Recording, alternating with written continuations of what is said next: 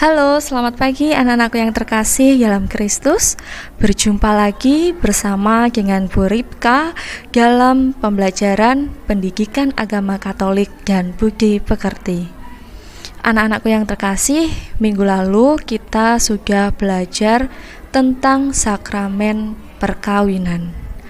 Nah, di minggu ini kita akan belajar tentang sakramen imamat. Apa sih sakramen imamat? Kemudian hal-hal apa yang dapat kita pelajari dalam sakramen imamat ini? Nanti kita akan belajar secara bersama-sama. Sebelum kita memulai kegiatan pembelajaran, mari kita awali terlebih dahulu dengan berdoa. Dalam nama Bapa dan Putra dan Roh Kudus. Amin. Tuhan Yesus Kristus, terima kasih atas penyertaan-Mu dalam setiap langkah hidup kami, hingga akhirnya pada hari ini kami bisa berjumpa dan kami akan memulai kegiatan pembelajaran.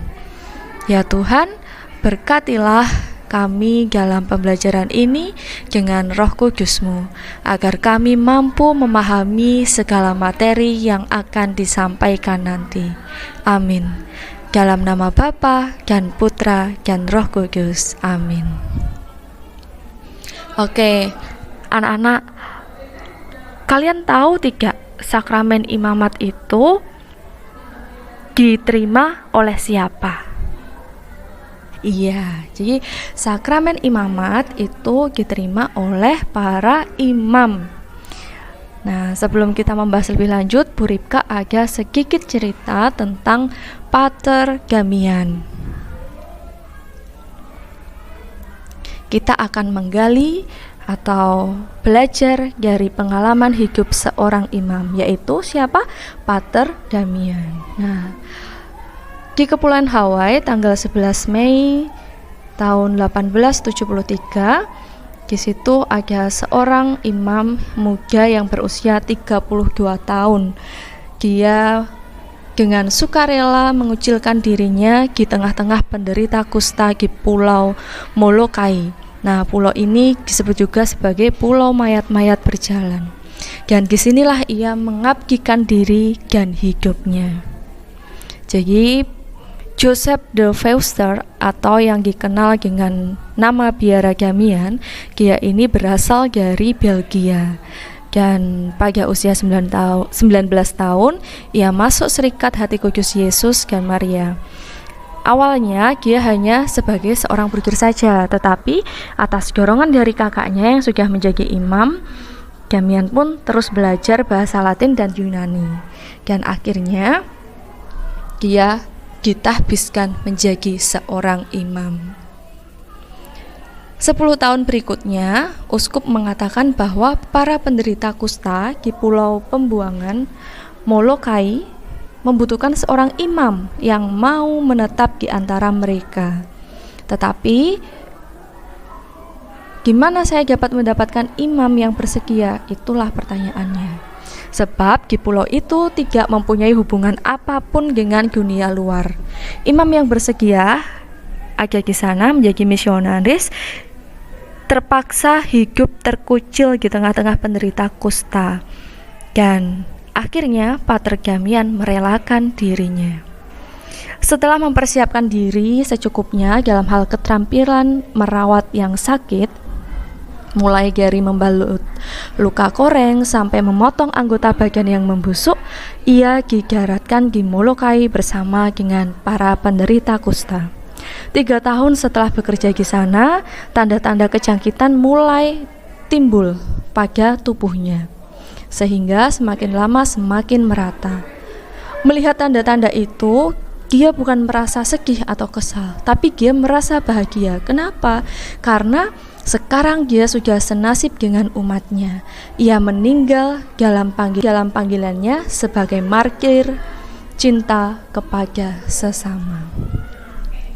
Nah, anak-anakku yang terkasih, hidup sebagai seorang imam itu adalah pilihan yang sangat kudus sekali. Bahkan kita bisa belajar dari Pater Damian dia mau untuk merelakan dirinya merawat orang-orang yang sedang sakit kusta. Bahkan sampai dia sendiri pun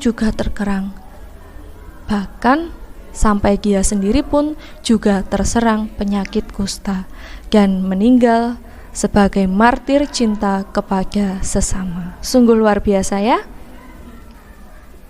Nah, anak-anak yang terkasih, dalam memahami sakramen imamat ini juga dapat kita lihat dalam 1 Korintus bab 11 ayat 23 sampai dengan 26.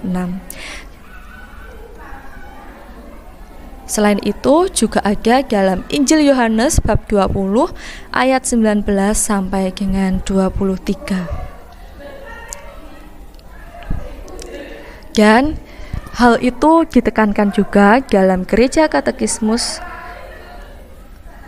dan hal itu ditekankan juga dari Katekismus Gereja Katolik nomor 1548 dan 1581.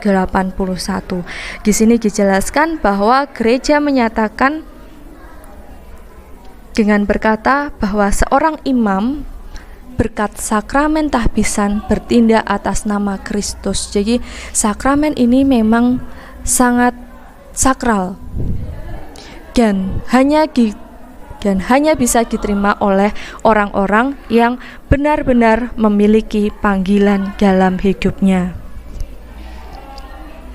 Nah, anak-anak, berbicara tentang panggilan hidup itu ada dua, yaitu panggilan hidup dalam perkawinan maupun panggilan hidup untuk selibat. Kalau minggu lalu kita sudah membahas tentang sakramen perkawinan, hari ini kita akan membahas tentang panggilan hidup selibat. Dalam hidup selibat, contohnya itu ada seorang imam. Nah, tingkatan dalam sakramen imamat itu ada 3. Yang pertama episkopat, yang kedua presbiterat, dan yang ketiga diakonat. Episkopat adalah tahbisan uskup. Tahbisan uskup ini merupakan sakramen imamat tertinggi dari keseluruhan pelayanan imamat. Uskup dipilih oleh pemimpin tertinggi gereja, yaitu Paus. Selanjutnya presbiterat. Tahbisan presbiterat yaitu tahbisan untuk para imam. Melalui tahbisannya, para imam ini melaksanakan tugas penuh pelayanan sebagai imam, nabi, dan juga raja. Mereka bertanggung jawab kepada uskup dan pimpinan ordo atau kongregasi. Yang ketiga, diakonat. Tahbisan diakonat yaitu tahbisan untuk para diakon sebelum menjadi imam. Calon imam ini ditahbiskan menjadi diakon. Dan pada tingkat hierarki yang lebih rendah terdapat para diakon yang ditumpangi tangan. Ini bukan untuk imamat, melainkan untuk pelayanan. Nah, sekarang bagaimana syarat-syaratnya untuk menjadi seorang imam? Ada 5 syarat yang harus dilakukan atau yang harus dipenuhi untuk menjadi seorang imam. Yang pertama, seorang pria normal yang telah menerima sakramen inisiasi. 2, belum dan tidak akan beristri seumur hidup. 3, memiliki motivasi yang kuat menjadi seorang imam. 4, menyelesaikan pendidikan khusus di seminari menengah dan mempelajari filsafat, teologi, moral, dan hukum gereja di seminari tinggi. 5, memenuhi 5 kriteria utama calon imam dan sehat secara jasmani dan juga rohani. Nah, sekarang kita akan berbicara tentang 3 kaul yang diterima atau yang diucapkan oleh para calon imam saat akan dilantik atau menerima sakramen imamat. Yang pertama adalah kaul ketaatan. Yang kedua, kaul kemurnian, dan yang ketiga adalah kaul kemiskinan. Ketaatan maksudnya adalah seorang tertahbis ini harus bersedia taat kepada atasannya seperti Kristus taat kepada Bapaknya demi kerajaan Allah. Kedua, kemurnian. Kemurnian ini merupakan seorang tertahbis harus bersedia untuk tidak menikah seumur hidupnya. Kenapa? Karena untuk pelayanannya secara total kepada Allah dan juga gerejanya yang kudus. Dan yang ketiga adalah kemiskinan. Seorang tertabis ini harus bersedia melepaskan diri dari keterikatan terhadap barang-barang duniawi. Nah, anak-anakku yang terkasih, dalam 3 kaul ini terdapat perbedaan. Yang mengucapkan 3 kaul itu adalah para imam suatu ordo, berbeda dengan para imam diosesan. Kalau imam diosesan, dia tidak mengucapkan 3 kaul, tapi 3 janji dan juga patuh terhadap para uskopnya. Begitu. Selanjutnya anak-anak, rahmat dari sakramen imamat. Dengan menerima sakramen imamat, para imam ini dimateraikan sebagai wakil Kristus, sehingga terdapatlah hubungan istimewa dengan Kristus. Para imam ini berkat pengurapan Roh Kudus ditandai dengan materai istimewa, dan dengan demikian dijadikan serupa dengan Kristus Sang Imam, sehingga mereka mampu bertindak dalam pribadi Kristus Kepala. Nah, sekarang tugas para imam itu apa? Nah, dengan menerima sakramen imamat yang diajarkan oleh penetapan ilahi, seorang beriman ini diangkat menjadi pelayan-pelayan rohani dengan ditandai oleh materai yang tidak terhapuskan, yakni dikuduskan dan ditugaskan untuk selaku pribadi Kristus Sang Kepala menurut tingkatan masing-masing, menggembalakan umat Allah dengan melaksanakan tugas mengajar, menguduskan, dan juga memimpin. Nah, anak-anakku yang terkasih, setelah kita belajar tadi tentang sakramen imamat, ternyata dalam gereja Katolik itu sakramen imamat memang sekudus itu. Seseorang menerima sakramen imamat, ia mendapatkan tugas untuk melayani Tuhan Allah dan juga gerejanya. Nah, sekarang untuk aksi nyata, mari kita membuat doa pribadi. Doa pribadi ini untuk mendukung kehidupan para imam. Nah, mari setelah ini nanti silakan dalam buku tulis kalian membuat doa. Doa itu berisikan tentang doa-doa untuk para imam yang ada di dunia ini, khususnya yang ada di paroki kita, supaya teguh dalam pelayanan, kuat dan juga semangat dalam pelayanan untuk melayani Tuhan Yesus, Tuhan Allah, dan juga kita sebagai umatnya. Buatlah doa ini dalam bukumu masing-masing. Setelah itu, malam hari kalian doakan, kalian bawa doa ini menuju kehadapan Tuhan. Oke, anak-anakku yang terkasih, kurang lebih pembelajaran kita tentang sakramen imamat sampai di sini.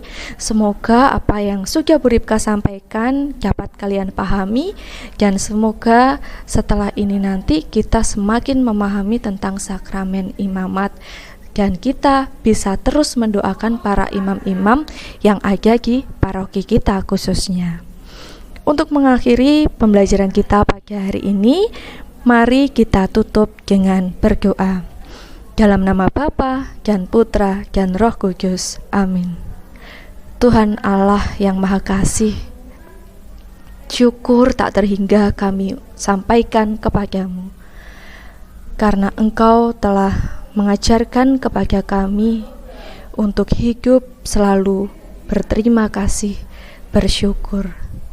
Ya Tuhan, hari ini tadi kami sudah belajar tentang sakramen imamat. Kami berdoa khususnya untuk para imam-imam yang ada di dunia ini dan terutama di paroki kami.